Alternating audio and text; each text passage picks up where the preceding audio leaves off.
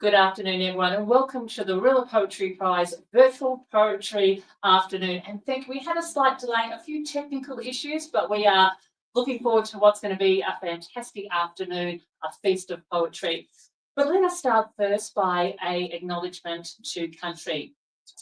We begin with acknowledging the traditional custodians of the land which we gather, the Boonwurrung and the Wurundjeri people of the Kulin Nation. The land we meet on today is also called Cockatoo, which was its name today, and has also been a place of historical learning and deep connection. For thousands of years, the First Peoples Nations told their stories through art as well as song. So it's quite fitting that we meet here today to tell current stories, collective experiences through words in the form of poetry. With that, we pay our deepest respect to the elders, past and present, and extend that our deep respect to all Aboriginal and Torres Strait Islander people. I'm joined here with my beautiful co-host and founder of the Woorilla Poetry Prize, Maria Millers. Good afternoon, Maria. Good afternoon. We are indeed expecting an absolute feast this afternoon of poetry and special guest live performance of poetry this afternoon. But let us have a little recap of where poetry is in 2025. We've been going for over 30 years. Is poem as relative as it has when we first started this prize? I mean, relevant. Thank you, relevant. Oh my God, I've got two English teachers in this room. You can't see them. It's very nerve-wracking. I don't know. Poetry is changing in very dramatic ways, and that's a good thing. It always has changed. I mean, it's a very ancient form, but it's always survived. As we said, First Nations were doing, through song and their own art stories in different ways. Yeah, but it's good because the young are connecting to poetry again, which they sort of left the poetry form for a while, and they're coming back with performances and on that point, before we did have a bit of a technical delay, sorry Maria, but we did have Felicie Malay do a beautiful stand-up piece, and she's well known in Melbourne as a spoken performance poet. It was fantastic to have her kickstart this afternoon. So apologies, I forgot to mention that because we had that delay. But keep on going. That's young people. She's a wonderful example of that, and we'll also later on we'll have another poet that actually. I'll keep her name quiet for the moment because it's she's a big winner in that area. So I think I'm hopeful for poetry. At the same time, I'm also acknowledging that at the moment things are not that good. I think it's because it's very, very hard to actually get any poetry published. The newspapers who used to publish poetry regularly, I can't remember the last time I saw a poem in the Age. I really can't remember. There are hardly any people who are publishers who are willing to take a punt on poetry, and booksellers seem to put them on the bottom shelves. So that is really hard to find somewhere for poets to be heard. I must just actually say that the Star newspapers, where I have a weekly column, an opinion column, I think they're doing a wonderful job by letting me put poetry into every opinion piece that I write. Oh, that's fantastic. And that sort of brings to mind the fact that some people think that there are poetic subjects, whereas poetry covers everything, from politics to environment to love to friendship, right across. Well, it's true, and we often think, or people who are sort of not as exposed to poetry often think, poetry is all flowery language and love. But some of our past winners have been environmental poems, have been about personal conflict and all sorts. And we get poem entries from all around the world, not just Melbourne or Australia, where we are in Victoria. All around the world, this is a global competition, and we get a reflection of a vast subject matter, really. Indeed, and then you get those different points of view. I mean, when you get poems written by young people in India and Tanzania, as we had last year, you get a totally different perspective. So should we Did you want to highlight any other aspects? Well, I of wanted 2025? also to compliment the Red Room Poetry, which runs the month of poetry, and they're doing a wonderful job in keeping the poetry alive. At the same time, on the negative side, there's also the fact that we've been promised a poet laureate in 2025. I don't think we're going to get one in 2025.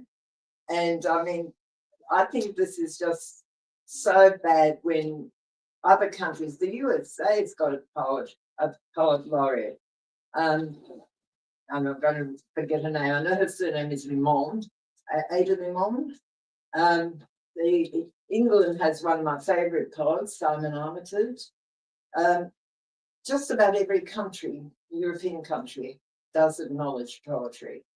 I think it's really quite sad. And also that our Minister for Literature has a whole lot of a range of other areas to look after, and the arts is just tacked on. Well, and that's why it's important that we do have prizes such as our own. Exactly. Prizes promote poetry. Exactly. Yeah. And that's why we're here this afternoon. Yes. So, anything else you wanted to cover in 2025? In For the past 25. year? For the past?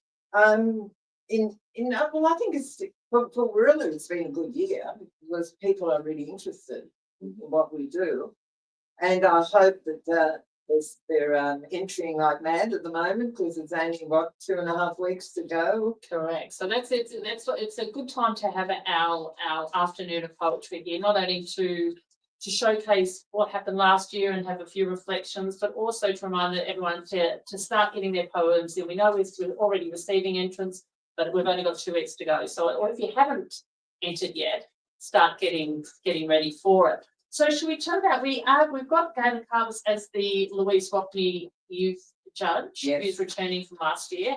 Marie, did you want to reintroduce Gayelene to people that may not know her, and also her words to entrants this year? Yes, well, Gayelene unfortunately can't be here this afternoon, but she's a very much published poet, and she's a lecturer, a teacher in creative writing. She's also an editor. She's been published widely across the world in many sort of publications. She's been published in India, she's been published in Canada, and she's won prizes in overseas as well as here. And she does connect to youth. So she sent this for me to read because I asked her to talk about what she looks for in a poem for young people in the youth section. And she said, I'm looking for poems that make me want to read them again. Poems that have surprising language or imagery. Poems that have an original voice. What makes a poem stand out? It might be how it uses language. The poet chooses words carefully and has a sense of poetic language or vivid imagery, sometimes narrative. How a story is told is important in a poem. A poem might be deeply moving or thought-provoking. A poem does not have to do or be all these things at once. An individual poem stands out for reasons particular to that poem. And finally, don't try to write what you think a judge is looking for, or even what a judge tells you they're looking for. Be bold, be brave, express what you want to express as only you can. And even if you don't think you can write a poem or you're good at writing poetry, give it a go. Just play and have fun with it. Good luck, everyone. I can't wait to read your poems. Good words from Gayelene, and it just goes to show that you've just got how subjective poetry is, because even though you may win or you may come a runners up, it doesn't mean your poem is not. It's what the judges see at that time, or what someone else may see may be totally different. So you may you've got to write for your own self, really, don't you, Maria? And you've got to be brave. Always got to be. Yeah, you've got to be brave. Speaking of which, we have a very brave and bold special guest, don't we, for this afternoon? And it's great to have a live poet in the room. So, in a couple of moments, we will welcome our special guest.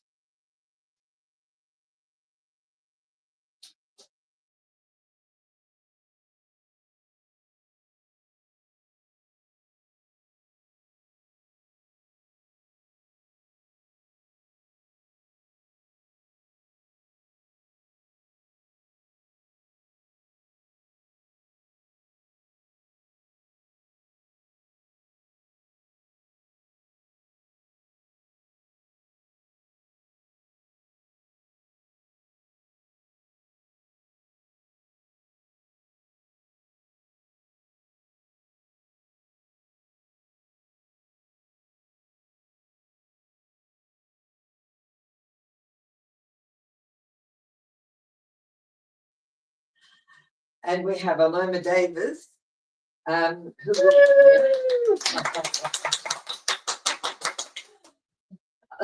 Aloma actually has got a lot of goals here that she's achieved. She was a Victorian state champion in the Australian Poetry Slam in 2022. Had a performance featuring the International Human Rights Festival in New York in 2023. Must talk to you about that. And she was a commissioned poet this year. No, last year, sorry, for the Australian Poetry Red Room Poetry. So, Aloma, today we've asked you to read the poems of the last year's winners and runners-up. And first of all, the youth section. So the runner-up for the youth section, congratulations, was Bella Marjan last year, and she wins the title prize, I think, best title prize for her poem Blood Cartography. It's summer, and I am trying to shape my native tongue into poetry. Native from born of. I imagine language like the shell clinging to a mother's umbilical cord, the vowels smeared on a newborn's paint water skin. I imagine words slanted like window sills when mama confuses strike for die, wound for mouth. I'd fold home into a paper bird if I came from somewhere chillier, but it's summer and I'm trying to teach my family to read poetry. Draw a line, mind the gaps, the way paradox shifts staircase to sunlight. Refuse to think it'll keep you above ground, I say, but my family does not hear. Family from house. As a child, I could not read directions. I knew avenues by the crunch of my father's knuckles and home as the clank of my sister's teeth. I knew summer by the arrival of a box I mistook for a coffin. We called it Balakbayan, back to the country. So unlike the sender it left behind.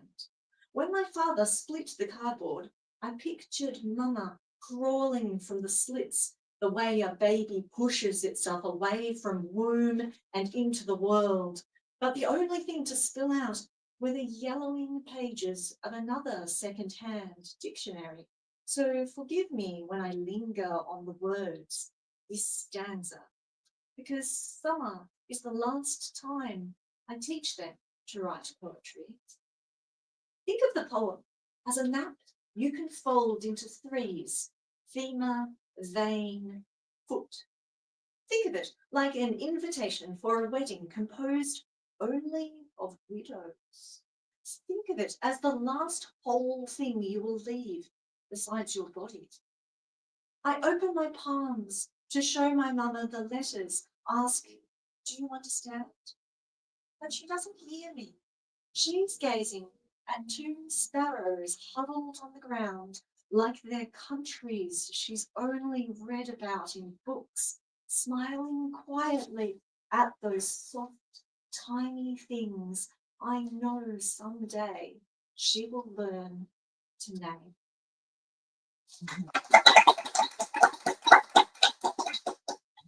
And then the winner, do you want to comment on that? I would like to comment on that in terms of form, because people still think that poetry has to adhere to very rigid form, which obviously it doesn't to be great poetry.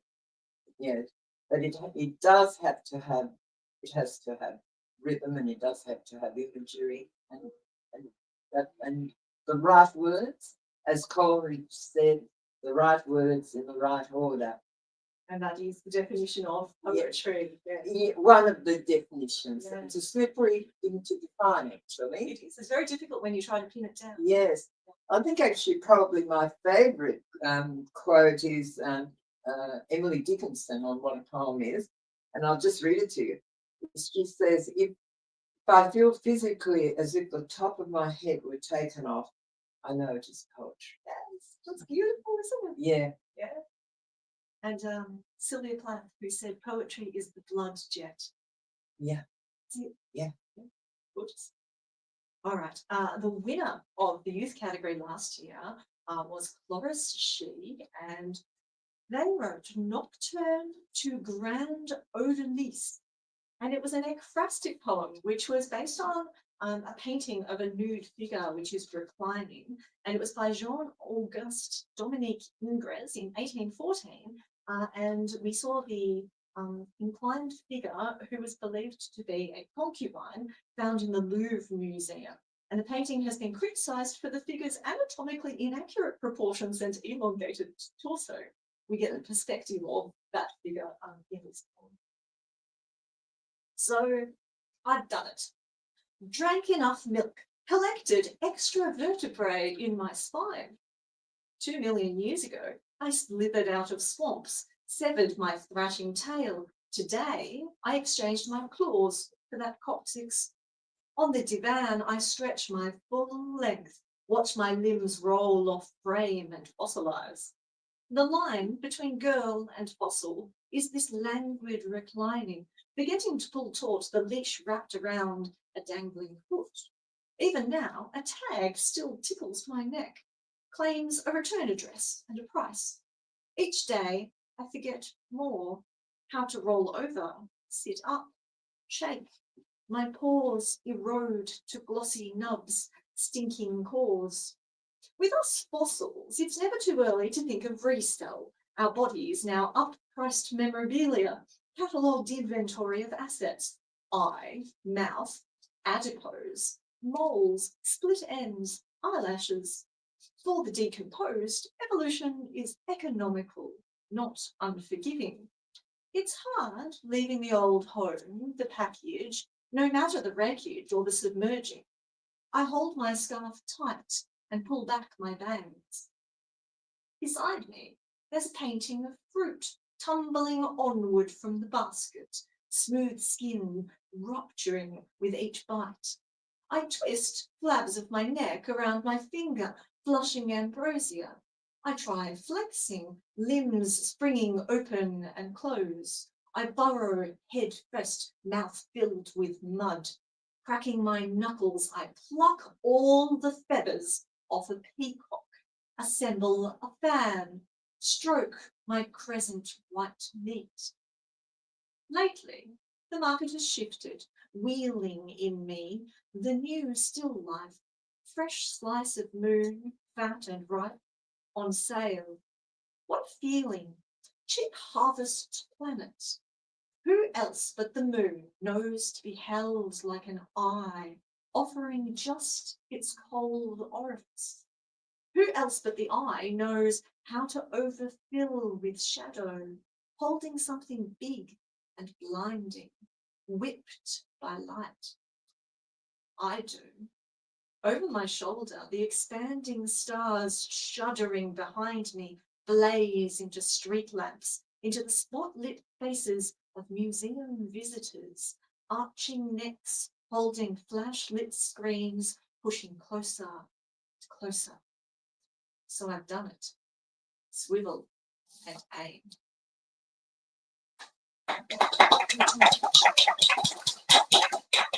It's interesting that's an ekphrastic poem, because we're actually been thinking about introducing that in the future as a category. As a category, I'd enter that. Yeah. A lot of us would. Yes, Yeah. yeah. And I was thinking working with arts societies locally and seeing.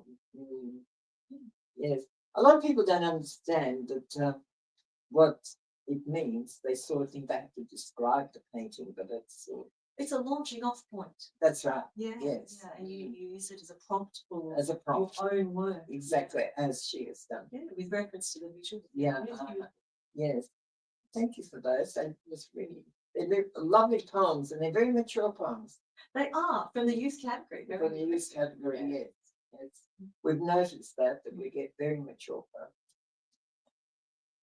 Thank you. Now we're back.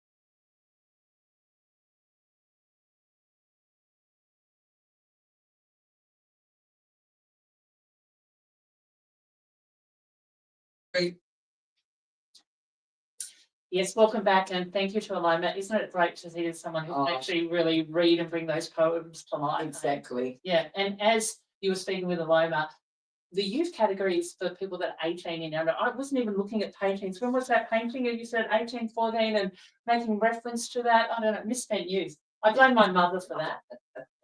There you go. If people don't know, she is my mother, so there you go. But wow. And I think that the caliber of the youth poem, it's hard in all the competitions that I've been involved in. Some people, it's hard to differentiate between the open and the youth, the quality of the poems that are good.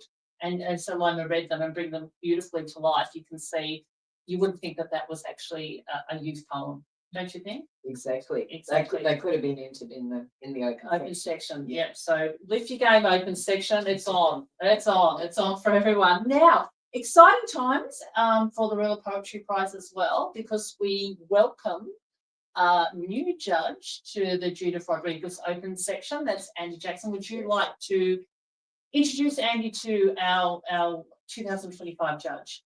I'm very, very thrilled to have Andy. He joins a group of judges that we've had over the years that have all been extremely wonderful. And Andy comes from Castlemaine, and I met him through another friend of mine who's a poet, Rob Wallace. And I was introduced to his work and just thought it was so wonderful. He's very much published and has won a heap of awards. And most recently, 1922, he was the the Prime Minister's recipient of the Prime Minister's Literary Award, which is a major prize. And wonderful because it carries quite a considerable prize money, which is Yes, it's about great to 80,000. see It's that a significant award to win, I would say. Yes. That's right. It's also a creative writing teacher at Melbourne University and a mentor. And his poetry reflects, he's open that he has Marfan syndrome, a genetic condition. And so a lot of his poetry addresses the problems and the otherness of being a disabled person. But there is no sentimentality, and the poems stand without that. It transcends all of that. So I'm really excited to have Andy Jackson as the judge for 2025. Fantastic. And I believe now Andy has done a pre-recording for us just to introduce us to him for the Woorilla Poetry Prize and to perhaps give you people that are looking to enter the open section some insights into what he'll be looking for the poems of 225.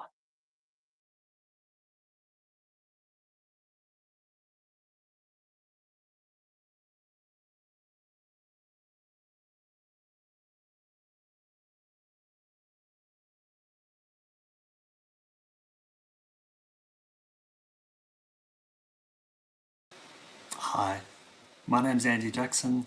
I'm the judge of this year's Woorilla Poetry Prize. Really looking forward to seeing what entries come in. And I've been asked to say a few words about what makes a winning poem. I want to start by just quoting from the Chilean poet Nicanor Parra, who wrote a poem called Young Poets. And it's a short poem, and I want to read it in its entirety. Write as you will, in whatever style you like. Too much blood has run under the bridge to go on believing that only one road is right. In poetry, everything is permitted. With only this condition, of course. You have to improve the blank page. What he says there, I think, is quite right.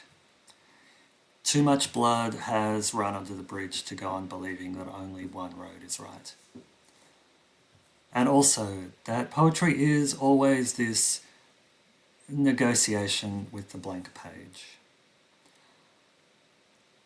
Having said all that, I want to lay out a few things that I really central to what a poem is, to my mind, and to the whole history of poetry. Poems always engage with sound, with the music of language, and the way that music relates to the voice of the person speaking in the poem. Of course, as we know now, in the 21st century, music is not always serene and beautiful or rhythmic. It can always be also disjointed or strange or difficult or complicated or multiple. But there is always in a great poem music and a sense of being swept up in something that is not purely the words themselves and their meaning, but something else. As part of that, poems also engage very deeply with imagery, with senses, not just the visual, but the oral, the tactile, the sense of proprioception, all kinds of senses. And they link beyond the poem itself into metaphor and into other situations and stories. Sometimes implicitly, sometimes overtly. I want to say also that poems take their form, as Para would say, on a blank page, and they try to improve on the blank page with the words that they use. Every word is critical and important, and every space is important as well. A great poem will use line breaks and stanza breaks and the shape of the poem on the page and the silence around those words to speak just as much as the words themselves speak. I want to say too that a poem really coincides, I think, with what the poet Archibald MacLeish also said in his poem Ars Poetica, and this is about 100 years old now, but it still rings true on some level. At the end of his poem, he says, "A poem should not mean, but be." And I think what he means by that is that a poem should have a life of its own, that a poem is not a speech, nor is it a short story, nor is it a ideology, but nor is it so empty as to be not palpable. A poem is a life. A poem is alive. It exists. It's potent. I will say that I don't know what is going to come in as entries, of course, and I have no idea what is going to be the winning poem. In a sense, every rule that we think poetry has been already broken and will be broken again. A great poem will always surprise and haunt. It's not something that's expected. It's not something that is, in fact, even perfect. But a poem is something that stays with us and keeps coming back to us over and over. And I know that as I read these poems that you're going to be sending in to me, there will be some that will absolutely stand out for the way in which they won't leave me alone. So I look forward to reading, and good luck in the writing. Celebrate poetry as you write and celebrate as you send it in, because this is part of what keeps us going. Thanks very much.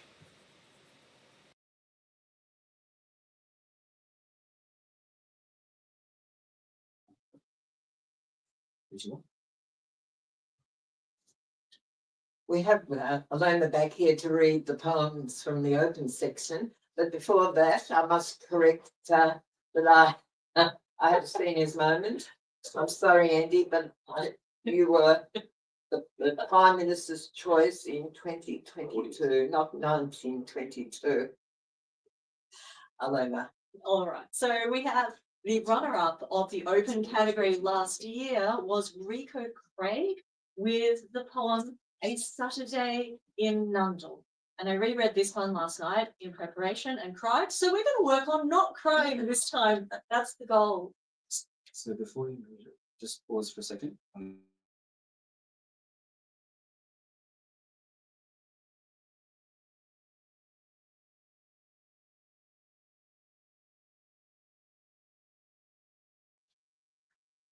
A Saturday in Nundle. It's spring. Our dead children are lacing their shoes. We walk fleeting through bush. A shadow on the memory-shaped hill. The same birds singing broken hearts in chorus. Tangle of bushland, a bridge, the weathered frame. past an old house near the mouth of a mine, wood and weatherboard, dirt roads, the aura of dust. We picked wild berries in the ravine, bleached chassis breaking back to nothing. Everything earthly concealed in sediment and wind. Your face has changed, lines I don't understand. Somebody has said the wrong words. They're hidden in the crease beside your smile. We always return to this town. There are four-wheel drives parked out the front of our house, utes with toolboxes, metal glinting. These shapes are not our children. No one in the house knows your name. The new owner is converting the veranda into bedrooms, replacing the malfunctioning aircon that blew icy or not at all. These strangers mustn't know how we slept on the floor, mattresses overlapping, uncles snoring, aunties shaking pillows. There were so many beating hearts, not a space to spare. The best of me believed it was everlasting. All we are starts to fill the empty streets. We stand in starlight, hands reaching for the contour lines of our love. For the shortest time, we hear the night's syllables, a phonics of trust, our only lucid knowing, almost words used to remember. When our children finally flock near, we are able to see all they have loved. We listen.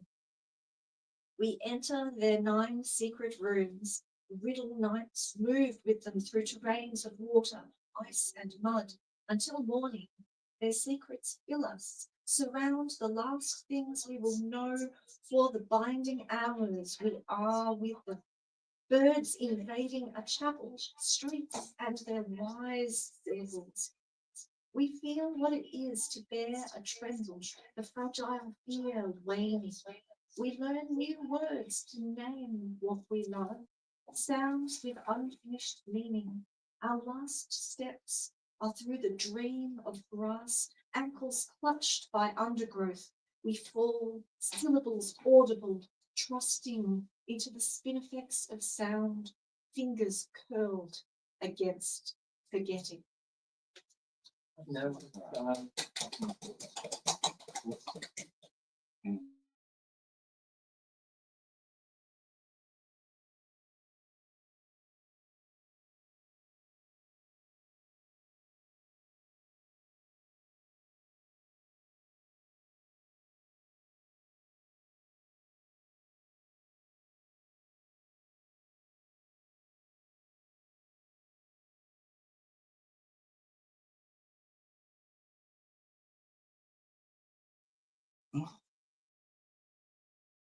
I'll just number them as we go. 1. The modem is in song, an unluxurious bird call. Ba-ding, ba-ding, ba-ba, ba. Your mouth is a sticky trap for TV catchphrases, early noughties chat room abbreviations, slang, conversations with children who turn out to be grown men.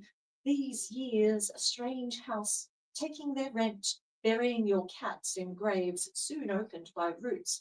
And when dad has cancer, it eats up the soft tissue, leaves only computer sounds. I backtrack and lose myself in The Simpsons. The upstairs bathroom is covered in hair. A powered down screen is unbearably cold, doing nothing to cure anything but too much time. 2. In Sidney Nolan's Constable Fitzpatrick and Kate Kelly, the policeman is putting a girl to his knee. A dog is dragged to heel and made to sit until learning to stay. Kate's hand has disappeared into his trousers. She has a short, amputated girlhood. In the next century, Nolan raises Welsh black cattle in England and lives like landed gentry. In Australia, he'd worked this scene over and over in different versions. Its cheery brutality never lessens. Kate died of suspected suicide at the age of 35. In Herefordshire, steam belches from nostrils above a quiet, painterly earth.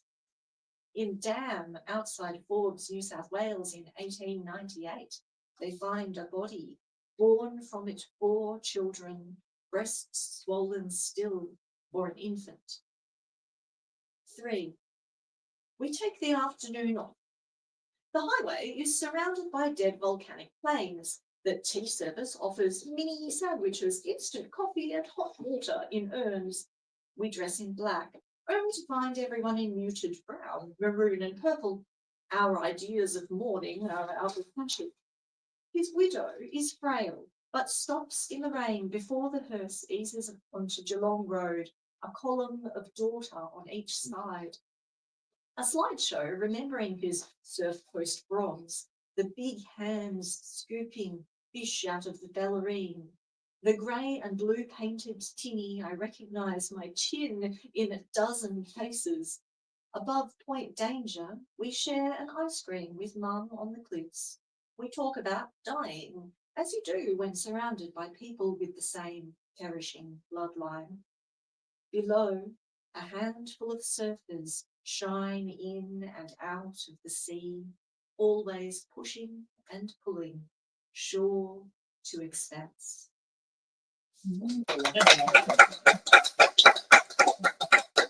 That's a storytelling. It is, it's gorgeous work. Mm. And the drifting between periods Yes, as well, such clever links. Yeah, lovely. thank you, Aloma. And we'll see you back with your own poem at the end. Thank you.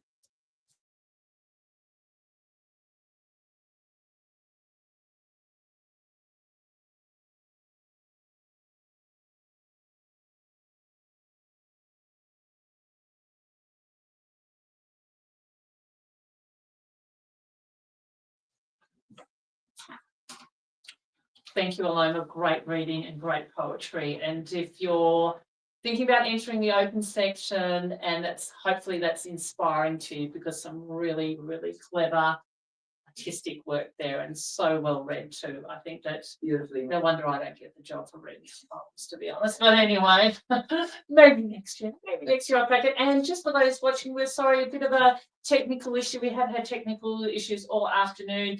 Phil and Frank are doing a great job though to still keep us online. If you could see the back of this, you wouldn't believe what's been going on. But so thank you for the effort. So we're persevering and having a great afternoon at that. Now, we want to do a little bit of housekeeping around the competition, because that's what this afternoon is about. It's to listen to some of the past winners, introduce the judges, get to know the judges a bit more, as well as just touch base on what we expect from entrants, or but mostly make sure that if you are entering the competition, that you do one poem per one entry. So not just to do one entry and then 4 poems attached to it.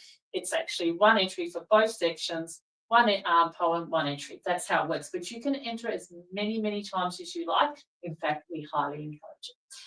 Also, do not get too concerned about how it looks, double spacing. We're not that strict. We're all good. Just get it in. That's the most important thing. So don't worry about that. And if you go over 80 lines, there's a bit of a 10% rule, so don't panic about that either. 81 is fine. 880 is not fine. Okay, so they're the parameters that we're going to work with.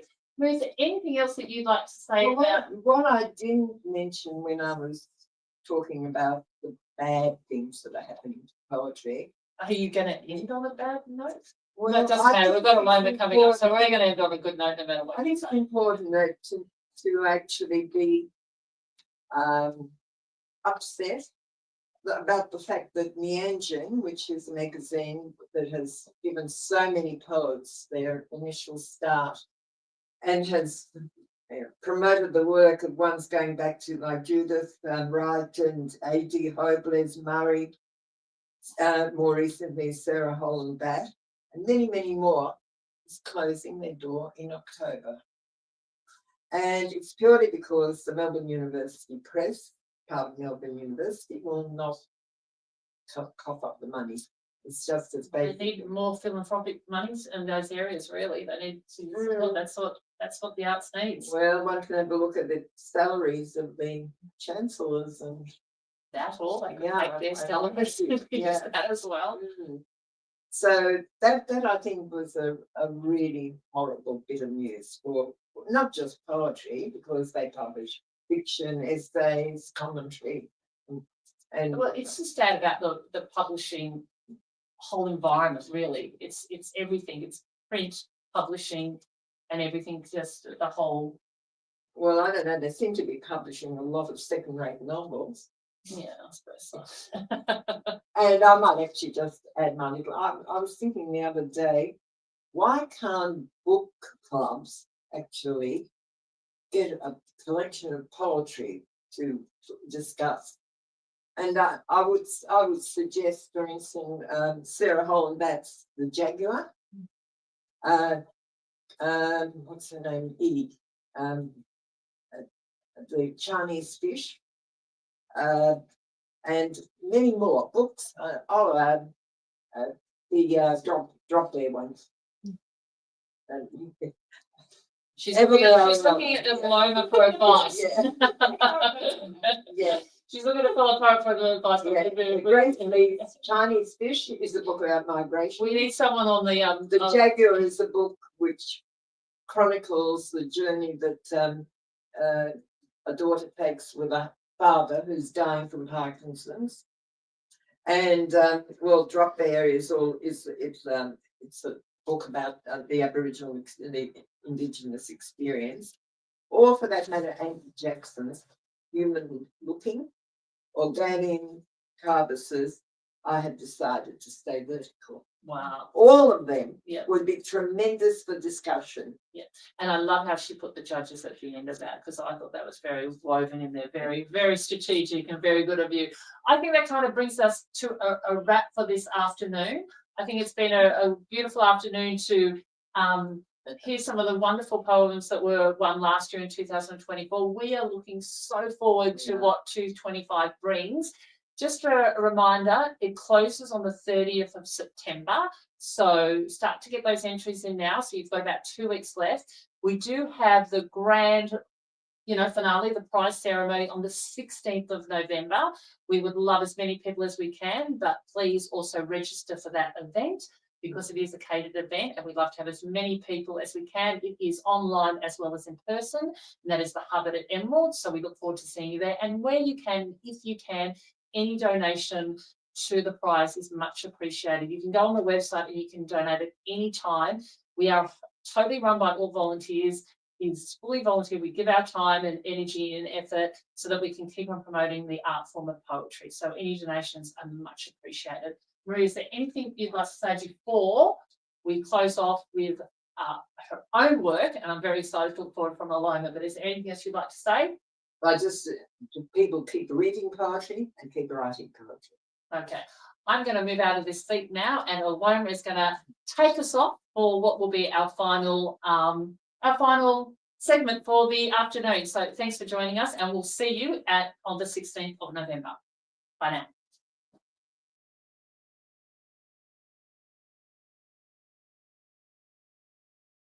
Oh, yeah, you in? This poem is called Ars Poetica. The line of the poem sits against a white wall, drinking coffee and checking its newsfeed.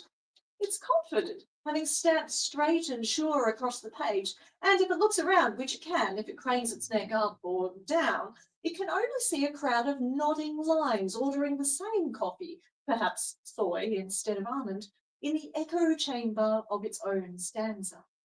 It cannot realise that a poem is not merely this cafe, but a metropolis, including the Macca's next door, and even the pigeon inhabiting the tiny wilderness that is a graffitied alleyway enclosed in the dimness of parentheses. In fact, the line doesn't know it, but today's poem's meaning is gathered by that pigeon, who is carried by instinct and wind and finally comes to roost in a spot, probably ostensibly designated pigeon-free, ruffling its mind and digesting what is in its crop, seedy, raw, and satisfying. Oh.